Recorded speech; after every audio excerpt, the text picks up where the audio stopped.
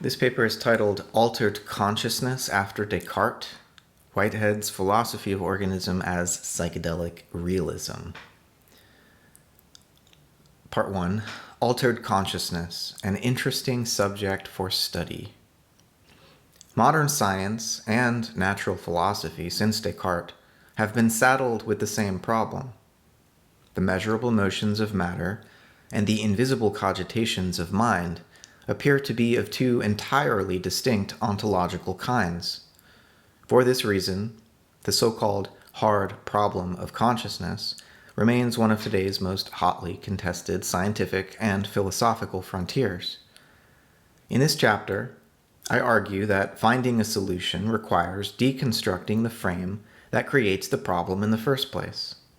Understanding the place of consciousness in nature first requires dissolving the problematic Cartesian framework that continues to shape contemporary research. I further argue that the philosophically informed chemical alteration of consciousness can aid in the dissolution of the dualistic frame by directly revealing the experiential inadequacy of Descartes' rationalistically enforced mind-matter dualism.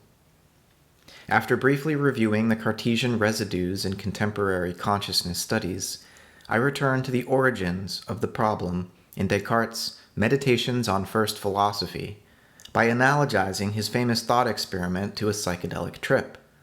I show how Descartes' bad trip helped lay much of the epistemological groundwork for the last several hundred years of modern technoscientific thinking about external nature and its relationship, or lack thereof, to a disembodied rational mind.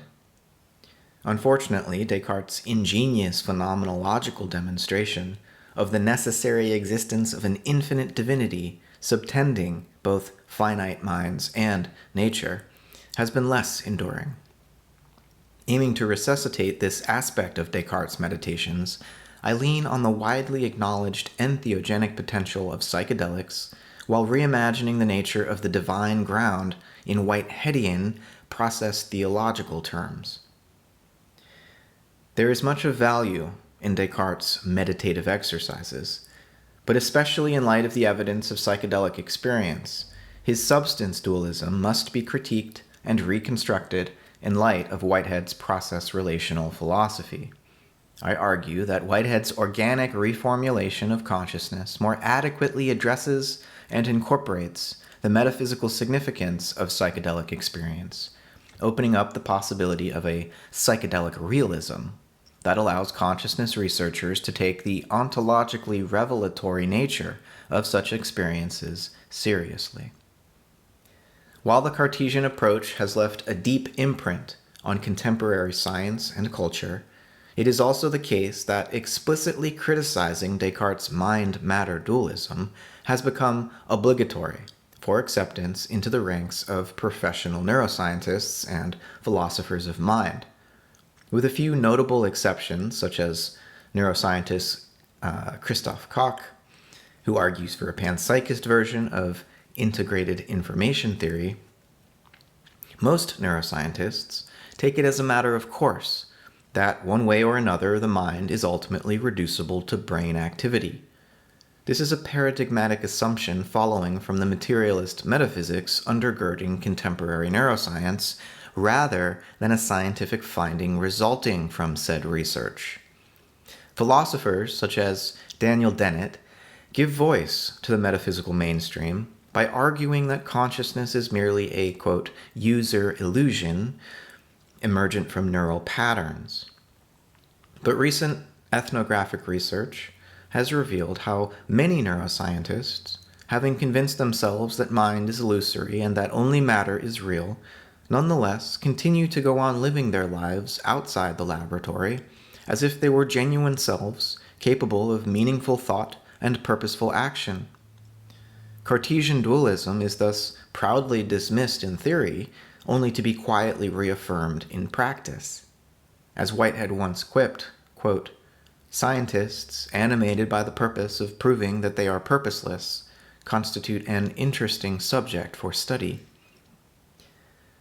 A major part of Whitehead's response to the modern enfeeblement of thought resulting from the incoherence of Descartes' substance dualism and its contemporary residues, is his pragmatic and radically empirical method. Whatever is found in practical experience must be integrated into our metaphysical scheme. If our scientific accounts of the nature of consciousness, whether ordinary or chemically altered, fail to include what in practice we experience and instinctually affirm, then our ontological categories are inadequate and require revision. The value of psychedelics for philosophy is precisely that the mind-altering, boundary-dissolving, world-enchanting experiences they precipitate force the issue. Consciousness reveals itself to be not the on-off switch for a ghost-like observer hidden somewhere inside the skull, but more like a transcranial kaleidoscope with a variety of experiential modalities, each revealing a new facet of reality. Our normal, culturally conditioned mode of consciousness provides us with only one rather narrow aperture on the world. As William James famously argued, quote, "No account of the universe in its totality can be final, which leaves these other forms of consciousness quite disregarded." As psychedelic chemistry made its way back into public consciousness during the 20th century, cracks in the Cartesian firewall separating thinking selves from the rest of nature grew wider. To draw upon Aldous Huxley's famous example, shortly after drinking 4/10 of a gram of mescaline dissolved in half a glass of water, he turned to a vase of flowers in his study and began to perceive, quote, "what rose and iris and carnation so intensely signified was nothing more and nothing less than what they were, a transience that was yet eternal life, a perpetual perishing that was at the same time pure being, a bundle of minute, unique particulars in which, by some unspeakable and yet self-evident paradox, was to be seen the divine source of all existence." Huxley goes on to describe a transformed perception of reality, his mind no longer enforcing abstract spatial categories, such as Descartes' geometrical extension, upon the fractal textures of the enveloping world. Instead, he found himself, quote, "perceiving in terms of intensity of experience, profundity of significance, relationships within a pattern." As for time, Huxley's experience metamorphosed into, quote, "a perpetual present made up of one continually changing apocalypse." Huxley came to view his sense of ego identity not as the existential foundation of all scientific knowledge, but as a rather flimsy evolutionary survival strategy, important for navigating the external world of solid bodies, but impotent before the incomprehensible yet inescapable great fact of divine infinity scintillating just below the surfaces arrayed before our normal consciousness. And yet, despite his transformed sense of self and space-time, even the mescalinized Huxley could not, in the end, escape the deeply enculturated sense of mind-body dissociation. While psychedelic experiences can open us to alternative realities, their character is also shaped by cultural expectations. Indeed, rather than questioning the epistemically tenuous and psychologically fragile nature of the skeptical ego, many modern neuroscientists interpret their own and others' chemically altered psychedelic experiences of ecstatic dissolution of the mind-matter barrier as merely delusional. Worse, researchers from the beginning of the 20th century through to the present day, Huxley included, have claimed that psychedelic experiences provide an artificial model of psychosis. Some go so far as to say that psychedelic chemicals induce schizophrenia. Still others, such as the illuminative materialist Thomas Metzinger, take the even more radical step of reducing all experience, whether ordinary or altered, to a neurochemical hallucination.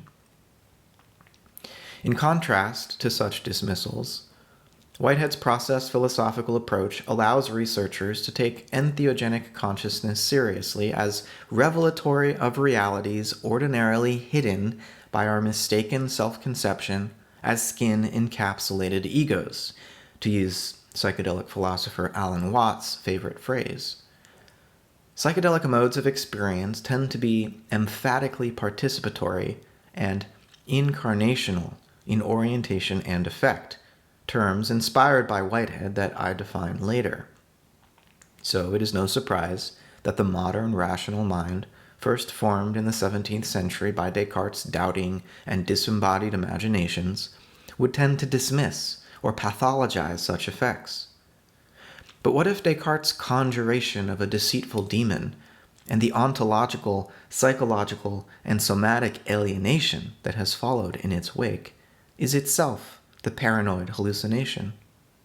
What if his doubting ego need not be our bedrock existential identity, but merely a knotted thought in need of metaphysical massage? Next section is titled Set and Setting, Descartes on Mind, Matter, and God. In contrast to the depersonalized, objectifying, techno-scientific methods of modeling nature that he has inspired, Descartes' original meditations took the form of an intellectual autobiography. Rather than publishing his philosophy as scholastic disputations by tediously listing opposing pro and con arguments, as had remained the custom up until his day, Descartes philosophized in a new key, by aiming to rely only on what he himself had experienced to be true. His philosophical meditations were in this way more like spiritual exercises than logical arguments. I have no business, he tells us, I quote, except with those who are prepared to make the effort to meditate along with me and to consider the subject attentively. It is thus natural to analogize not only his own meditative experience, but also the reader's experience of his textual account to the ingestion of a psychedelic catalyst. Descartes' text is an invitation to bracket our assumptions and follow him on a transformative journey beyond the edges of consensus reality. Like many contemplative practitioners before him, and in alignment with the Whiteheadian psychedelic philosopher Terence McKenna's advice, Descartes advocated social isolation and the withdrawal of the mind from the senses as preconditions for beginning the journey of discovery toward the truth.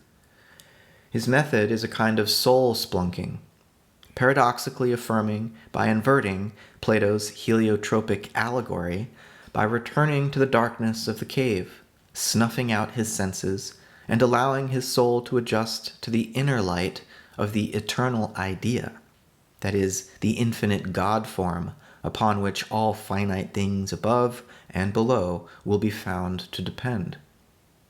Descartes did not have access to a float tank such as that invented by psychedelic scientist John Lilly, nor, for that matter, did he have access to LSD-25, psilocybin, 5-MeO-DMT, ayahuasca, or mescaline. In Descartes' case, wrapping himself in a warm winter gown and lounging in a comfortable armchair by the fire seems to have done the trick. The set and setting of his epistemological method thus provisioned, Descartes counsels us to let go of our long-held habits of thought so that we may plunge into the depths of the soul to there discover the unshakable foundation upon which the entire edifice of scientific knowledge might be built. Descartes initiates his meditations by trying to induce a state of confusion and anxiety in his readers, deliberately blurring the distinction between dreaming and waking consciousness, and between madness and sanity. He gazes out his window at people walking along the street below, questioning whether the hats and coats he sees belong to actual people or are just draped over automatons. He questions all his sensory experience, and even whether his knowledge of logic and mathematics may not be delusive. With his will securely anchored by an unshakable faith in God, His intellect is free to continue down the path of doubt without risking eternal damnation. Rather than doubt the existence of God, who is perfectly good and the source of truth, he says, Descartes imagines, instead, a cunning, evil demon who devotes all his effort to deceiving him. I quote, "I will think that the sky, the air, the earth, colors, shapes, sounds, and all external things are no different from the illusions of our dreams, and that they are traps he, the demon, has set for my credulity. I will consider myself as having no hands, no eyes, no flesh, no blood, and no senses, but yet as falsely believing that I have all these." Descartes admits that it is difficult to maintain an attitude of absolute doubt. Long experience and familiarity have all but enslaved him to assent to the evidence of his senses and customary habits of thought. He describes his reluctance to continue the exercise as like that of a prisoner who would rather sleep and dream of freedom than awake to find himself still locked in a cell. Nonetheless, he recommits to the experiment by continually reminding himself that everything he experiences is uncertain and potentially unreal. Even if he cannot in this way discover any truth, at least he will avoid being deceived. At this point, there is no turning back.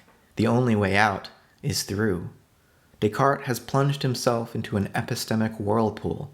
Quote, "I can neither touch bottom with my foot nor swim back to the surface."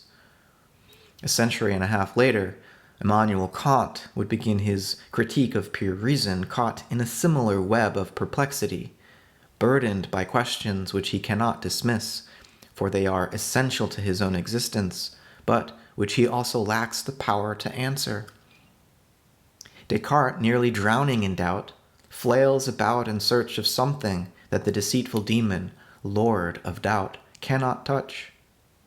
Having already convinced himself that there is nothing at all that is certain in the world, no sky, no earth, no minds, no bodies, Descartes becomes increasingly dizzy as he is pulled down into the abyss.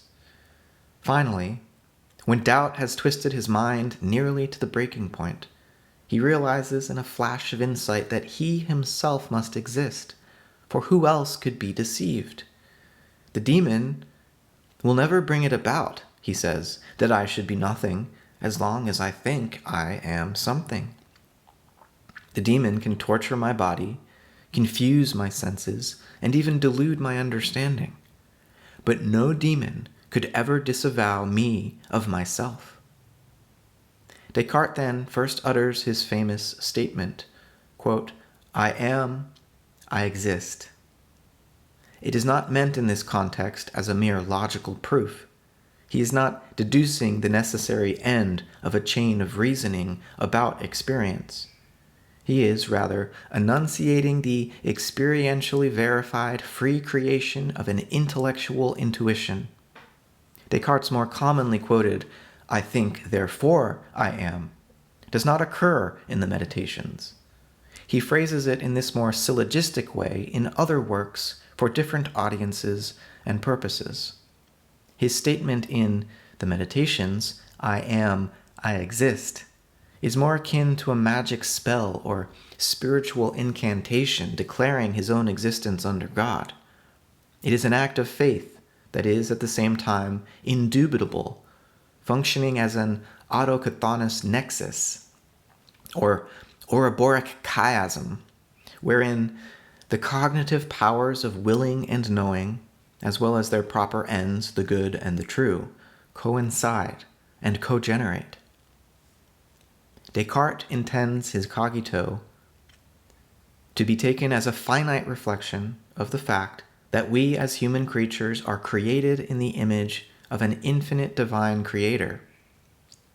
That we are finite is obvious. We regularly err and are deceived. What is less obvious is that our very finitude and imperfection can be read as divine signs pointing us beyond ourselves toward infinite perfection. I quote Descartes, "I am so constituted as a medium a medium term between God and nothingness. I could not know myself, in other words, in my finite existence as a thing amongst things unless I also had some idea of infinite perfection with which to compare myself. Descartes asks, where does this idea come from, if not from the infinite itself? Surely I, a finite creature, could not have implanted such an infinite idea in myself, for I am just its pale imitation. I am only because God is. I enjoy no thought or perception that cannot be doubted except that I am, that I exist. Only I am adamantine enough to withstand the fires of demonic doubt, because I am myself a flame ignited by God. Every shape or color or motion that dances before my mind's eye can be melted like wax into the transparent idea stuff of pure extension, while I remain inwardly untouched. Descartes makes his point brilliantly. It cannot be doubted that, whenever I am doubting, I exist. In this act of self-realization, I partake in my finite allotment of divine power as an imago Dei, an image of God. That I exist is clear and distinct enough, but what am I exactly? No ordinary image, surely. I am not anything extended, nothing shaped or colored, or in motion through space. I am not anything sensed or imagined. Rather, for Descartes, quote, I am a thinking thing. By thinking, Descartes means to include not only abstract reasoning, but doubting, believing, understanding, wishing, imagining, and perceiving. I am not the thing thought, but the thing that thinks. I am a thinking substance. Outside and opposed to me is the extended substance of the physical bodies around me, including my own bodily organism. Descartes goes on to argue that the true essence of these external bodies is not perceived by the senses, which reveal only accidental secondary qualities, but by the thinking mind alone. Quote, what I thought I saw with my eyes, I in fact grasped only by the faculty of judging that is in my mind. A charitable interpretation of his methodological discovery is that Descartes has successfully anchored scientific knowledge in his own thinking activity. But there's a good deal of epistemic sleight of hand in his maneuver, as he can just as easily be understood to have escaped the demonic whirlpool of skepticism by grasping hold of a rope dropped from heaven. Whether anchoring in himself or accepting God's hand, Descartes' meditations helped to inaugurate the modern scientific research program.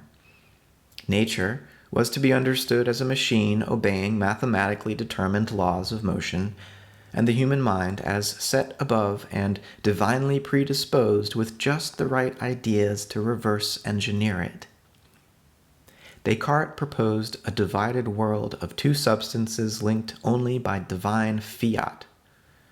Contemporary scientific materialists may have done away with Descartes' infinite divinity and finite mental substance, but they still unwittingly perform his mind-matter dualism and retain his representationalist theory of cognition.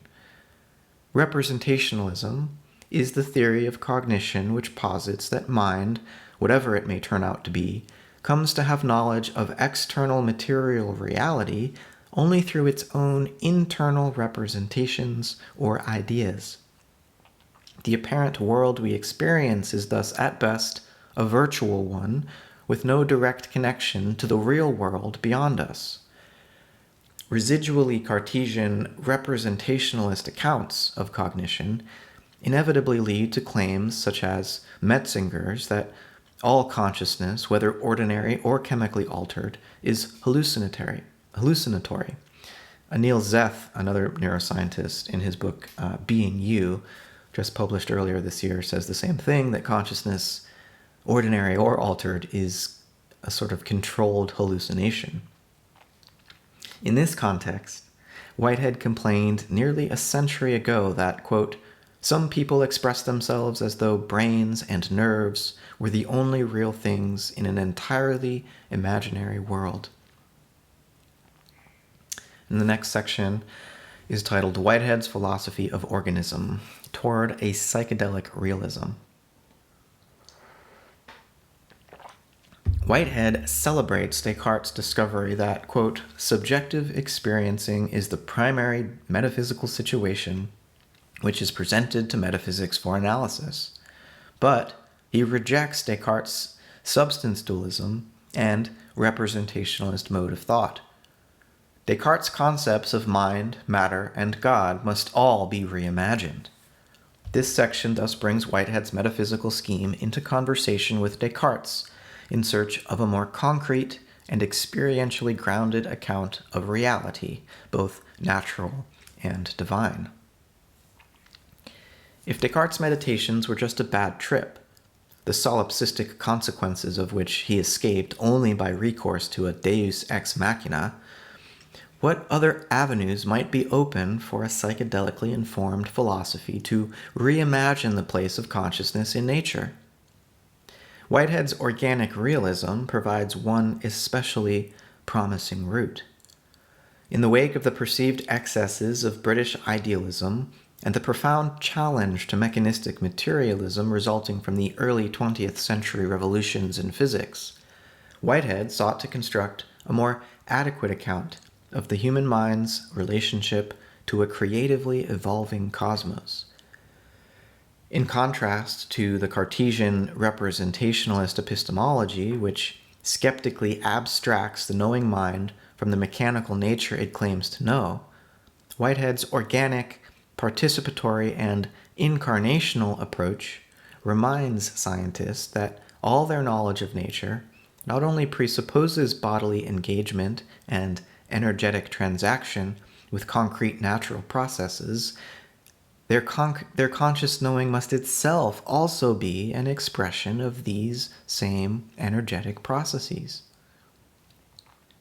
While Descartes falls back on the absurdity of an omnipotent God who arbitrarily correlates the representations of our mind to the machinations of matter, Whitehead reconstructs the foundations of human knowing on aesthetic rather than conceptual grounds.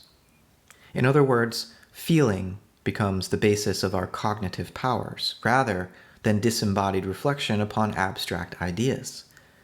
Whitehead coins the term prehension to elaborate his new theory of knowing as feeling. On this theory, currents of unconscious feeling, or prehensions, are understood to pervade the physical world, with human consciousness being a particularly intense and elaborate form of contrasted feelings supported by the evolution of our complex nervous systems. Rather than conceiving of nature as a collection of inert material particles, Whitehead reimagines the universe in light of 20th century quantum and relativity theories as a network of creative events, wherein all events are felt experiences. Neither abstract isolated minds nor mechanically colliding atoms are what are finally real, but occasions of experience that vary widely in intensity. Whitehead intends his novel amphibious, that is both mental and physical, concept of prehension to replace Descartes' dualistic conception of mental representation. Prehension, rather than being a special capacity reserved solely for the mental substance of humans, is a process of feeling that bridges the bifurcated Cartesian categories of mind and matter. Whereas Descartes isolated mental cognition from physical causation, Whitehead's notion of prehension allows us to understand causation as itself the relaying of feelings from one occasion of nature to the next. Our experience of the sun is thus not a private idea without intelligible connection to its astrophysical source, but the transmuted light radiating from an actual star. In simpler entities such as hydrogen atoms, the flow of feelings tends to be highly repetitive, which is why physics can describe their behavior with a great degree of mathematical precision. But even at this scale, descriptions of nature can only be probabilistic. In more complex entities, such as living cells, elephants, and especially human beings, the ability to creatively reinterpret the prehensive currents streaming into us from the world is dramatically enhanced. Replacing Descartes' abstract analysis of the attributes of two entirely unrelated kinds of substance with a more concrete analysis of experiential reality is the first step toward understanding Whitehead's metaphysical innovations. From Whitehead's point of view, if Descartes is right that, quote, the enjoyment of experience is the constitutive subjective fact, then the old divided categories of mind and matter have lost all claim to any fundamental character in metaphysics. Our practical experience is intrinsically relational and purposeful. We feel we are in direct contact with a real world, not a mere representation of it. And we instinctively believe that our thoughts are effective in a world beyond ourselves. Rejecting the extremes of subjective idealism and objective materialism, Whitehead's organic realism is a protest against the modern bifurcation of nature that for several centuries had enforced an incoherent division between the nature apprehended in awareness and the nature which is the cause of awareness, as Whitehead described it. Rather than reducing our conscious perceptual experience to the status of a mere dream or hallucination that somehow floats ghost-like atop the conjectured reality of a mechanical nature, Whitehead argued that, quote, the red glow of the sunset should be as much part of nature as are the molecules and electric waves by which men of science would explain the phenomenon. What modern science had thought of as a mechanical universe obeying fixed causal laws becomes instead an organic process of growth that, while conditioned by stubborn habits, is nonetheless uplifted by a principle of unrest, whereby there is creative advance and emergent evolution. On Whitehead's reading, rather than a pre-existing subject qualified by its representation of an entirely alien mechanical world, our conscious thinking activity marks our participation in a vibratory flowing or vector transition between subjective and objective poles of reality. As Whitehead describes it, quote, the creative process is rhythmic. It swings from the publicity of many things to the individual privacy, and it swings back from the private individual to the publicity of the objectified individual. In other words, rather than the thinking ego or cogito remaining aloof from the world and alienated from its own body, Whitehead reimagines our consciousness as part of the same reality it is attempting to know. My thinking arises out of and perishes back into a cosmic network of creative events. Reality is not split in two, but oscillates between subjective and objective phases of its becoming. It follows that humans are not the only thinking things in an otherwise dumb universe. Whitehead invites us to step out of Cartesian solipsism into a panpsychic cosmic process, wherein everything becomes a kind of thinking thing, or better, an interrelated occasion of experience. Whitehead's account of prehensive experience is meant to heal the fatal gap resulting from Descartes' representational epistemology, wherein the mind, with its private ideas or mental symbols, loses all intelligible connection with the physical entities supposedly symbolized. We are not solitary substances, each enjoying an illusory experience. Rather, we find ourselves, Whitehead says, in a buzzing world, amid a democracy of fellow creatures, reflecting the fact that experience necessarily involves the self-enjoyment of being one among many and of being one arising out of the composition of many. Whitehead coins another neologism, concrescence, to describe the process whereby a novel occasion of experience grows out of the composition of its prehensions of other entities. The next section is called Psychedelic Consciousness as Immersion into God. The history of philosophical inquiry, as well as sound pedagogical practice, dictate that first things are best saved for last. Creativity is Whitehead's process-relational alternative to the medley of other available metaphysical ultimates peddled by modern substance-based philosophies. Theists offer a totally transcendent God as their ultimate. Materialists prefer the pure immanence of mass or energy. In either case, the ultimate character of God or of nature is assumed to be unchanging. God is eternal, already perfect, fully actualized, and matter, whatever else it may turn out to be, must be determinable without remainder in terms of some definite set of mathematical formula.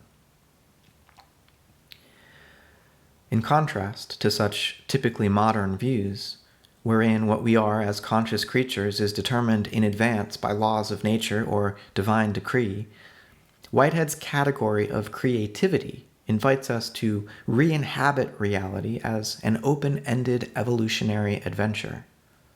Creativity signals our immersion into a no longer supremely mighty, but eminently relational God, what Whitehead refers to as the fellow sufferer who understands what it is to be born and to die as a creature in a world of becoming.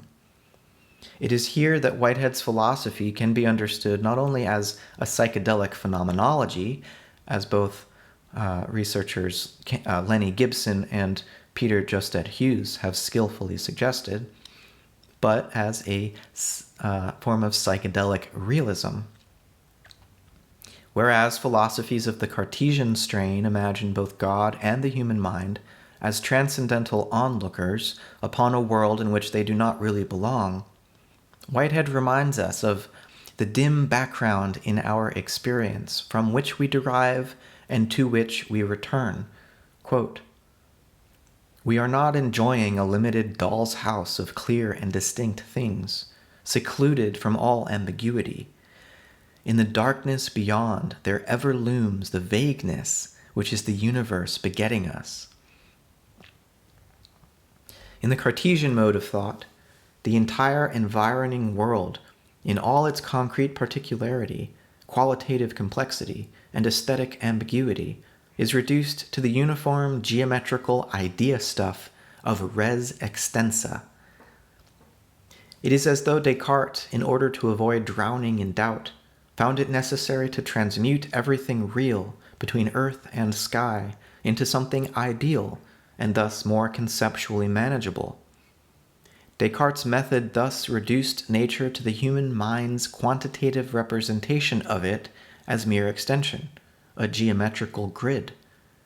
The vectors of feeling intrinsic to the organic life of the cosmos thus degenerated into a mechanism entirely valueless, except, of course, for those aspects of nature that could serve as raw material for modern industry. Whitehead's metaphysical intervention is not merely theoretical. The viability of human life on planet Earth hangs in the balance. Though his dualism has been tremendously influential, Descartes cannot himself be blamed for the subsequent course of modern history, for the moral decay resulting from increasingly privatized minds, or the ecological catastrophe resulting from the profit-driven extraction of vitality from nature. After all, despite his insistent incredulity, Descartes never became unmoored from his Catholic faith in the infinite creator of all finite minds and bodies. He did not foresee that our contemporary secular mentality would lead more and more people to view God not as a perfect and so necessarily existent being, but as a fantasy projection. Descartes' idea of God was that of necessary existence. God is that most perfect of all ideas, so perfect as to be unblemished by the defect of failing to actually exist. As was detailed above, Descartes reasoned that without this divine essence or infinite God form implanted in our souls before birth, the reality of even our own consciousness of ourselves, not to mention our bodies and the surrounding world, could be doubted indefinitely, dissolved into the smoke and shadows conjured by a demonic imagination and deceitful suite of senses. To be fair, while Whitehead is critical of Descartes' unwarranted assertion of divine power, even he could not avoid invoking God, albeit a God of more relational and organic rather than substantial and mechanical form. Quote, I quote Whitehead, "A recurrence to the notion of God is still necessary to mediate between physical and conceptual prehensions in Whitehead's scheme. Conceptual prehensions are more pronounced in complex animals and humans than they are in hydrogen atoms or rocks, and can be understood as anticipatory feelings of future possibilities, whereas physical prehensions are inherited feelings of the already actualized past.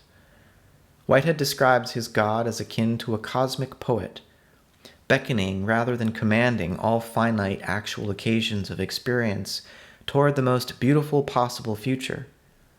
God's power is thus won through persuasion rather than coercion or the threat of punishment. In contrast to Descartes, Whitehead's process-relational notion of God as mediator of ideal possibilities does not function in the crude form of giving a limited letter of credit to our representational knowledge of nature, as Whitehead jokes. Without Descartes' divine insurance policy, consciousness might be nothing but illusion, human persons nothing more than machines driven mad by the thought that they are more. Descartes' argument from perfection fails, in Whitehead's view, because it abstracts God from the historic universe, and because it neglects the evident fact that we and our relationships are in the universe. For Whitehead, God is not merely an abstract idea to be believed in, proven, or refuted, nor is the reality of my living body and the surrounding world of other organisms a mere conjecture for a doubting ego to ponder and pass judgment upon. In a Whiteheadian universe, it would be more accurate to say that we exist as members of God's body, and that God perceives the world through our consciousness. Indeed, the naive way in which Descartes imagines his mind's association with his body is not unrelated to the failure of his argument for God's existence. I am not merely accidentally related to my body. In Whitehead's view, quote, "Our bodily experience is the basis of experience. Our feeling of bodily unity is a primary experience, so habitual that we rarely mention it. No one ever says, 'Here I am, and I have brought my body with me.'" End quote. Nor is my body merely accidentally related to its world. My body is in fact only, as Whitehead puts it, a peculiarly intimate bit of the world, and its experiential functioning is the starting point for all my knowledge about that world. Mind and body constitute a complex unity with the world, the living body functioning as what Whitehead calls a complex amplifier that inherits and interprets the world as a network of self-organizing feelings. God, now incarnate in the historic universe, becomes the primary experiential fact, granting the very possibility of inter- and intra-bodily orientation, the aesthetic lure latent in the nature of things that goads each ever deeper into relationship with all. I exist by virtue of God's immersion into me. In this sense, Whitehead is in agreement with Descartes that though we are rarely conscious of the fact outside of certain states of grace or without chemical catalyzation, the perception of God is prior to that of myself, as Descartes put it. But rather than making God the world's solitary supreme judge, and the guarantor of all scientific knowledge of a merely mechanical nature, Whitehead invokes a process-relational divinity and way of knowing compatible with our incarnate existence within a democracy of fellow creatures. God becomes the eros, initiating each moment of experience, and the beauty shining through all of them in concert. God is the endlessly reiterating process of compositional concrescence, whereby many become one and are increased by one. The world lives by its incarnation of God in itself, as Whitehead puts it. Just as the world gains its life through divine incarnation, Whitehead suggests that God achieves consciousness only through relationship with the finite creatures of the world. We are thus participants in the divine nature, co-creators rather than passive creations. Josted Hughes speculates that psychedelic experiences allow us to attain heightened awareness of this participatory reality. We do not become God so much as vector into God. Quote, "It is an apotheosis qualified by symbiosis," in Josted Hughes's words. Shortly after his mescaline-induced apotheosymbiosis with the infinite beauty enfolded in a vase of flowers, Huxley reflected upon how psychedelically catalyzed ego dissolution grants us, quote, "an obscure knowledge that all is in all, that all is actually each." For Huxley, this perennial wisdom was as close as the finite mind could ever come to perceiving everything that is happening everywhere in the universe.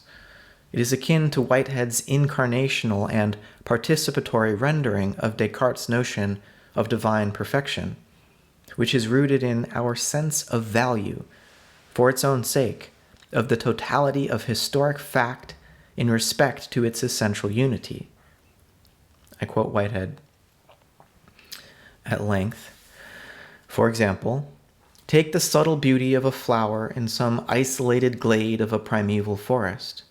No animal has ever had the subtlety of experience to enjoy its full beauty, and yet this beauty is a grand fact in the universe.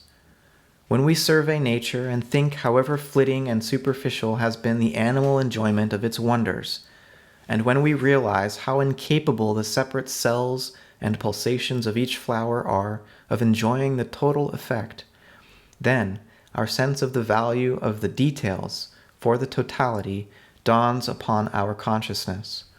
This is the intuition of holiness, the intuition of the sacred, which is at the foundation of all religion. In every advancing civilization, this sense of sacredness has only found vigorous expression. It tends to retire into a recessive factor in experience as each phase of civilization enters upon its decay. End quote. If our troubled civilization is to flower again, it may depend upon a reinvigoration of this sense of holiness underlying our everyday consciousness. I have argued that Whitehead's psychedelic realism has an important philosophical role to play in catalyzing such a renewal. In addition to offering a novel reframing of the place of consciousness in a no longer bifurcated nature, Whitehead critiqued the professionalized university system and put forward educational and research programs inclusive not only of specialized training in mathematics and science, but also of aesthetic growth in the capacity for intuition without an analytical divorce from the total environment. For philosophers like Whitehead, still attuned to wisdom's original calling, learning can never be just the memorization of facts and figures. The aim of all human learning must be to increase our ability to appreciate, quote, "the infinite variety of vivid values achieved by an organism in its proper environment." The proper environment of the university is the universe. By cultivating Whitehead's sense of relational organic value in our research, contemporary philosophers might finally come to heal the metaphysical divide between mind and nature, first solidified in the 17th century and unwittingly reproduced by contemporary neuroscience's residually Cartesian understanding of consciousness. Psychedelics are not a required ingredient in this pursuit, but given the proper set and setting, they may serve as potent metaphysical medicines.